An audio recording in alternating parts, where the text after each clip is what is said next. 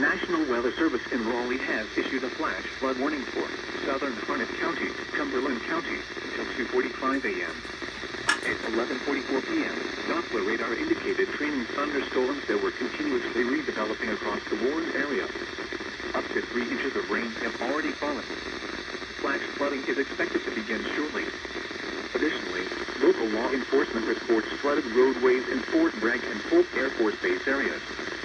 Some locations that will experience flooding include Fayetteville, Fort Bragg, Dunn, Godwin, Pope Air Force Base, Hope Mills, Spring Lake, Eastover, Stedman, and Wade. Additional rainfall amounts of 1 to 2 inches are possible in the Warren area. Turn around, don't drown when encountering flooded roads. Most flood deaths occur in vehicles. Excessive runoff from the heavy rain will cause flash flooding of creeks and streams, roads, low-lying and poor drainage areas.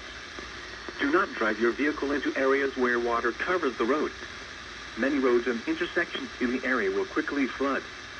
When encountering flooded roads, turn around, don't drown. Repeating, a flash flood warning has been issued until 2:45 a.m. Sunday for the following counties in North Carolina, Cumberland, and Harnett.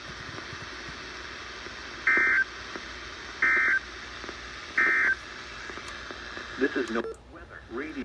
All stations. Even though my TFT doesn't really alert any, I'm still going to relay it on it.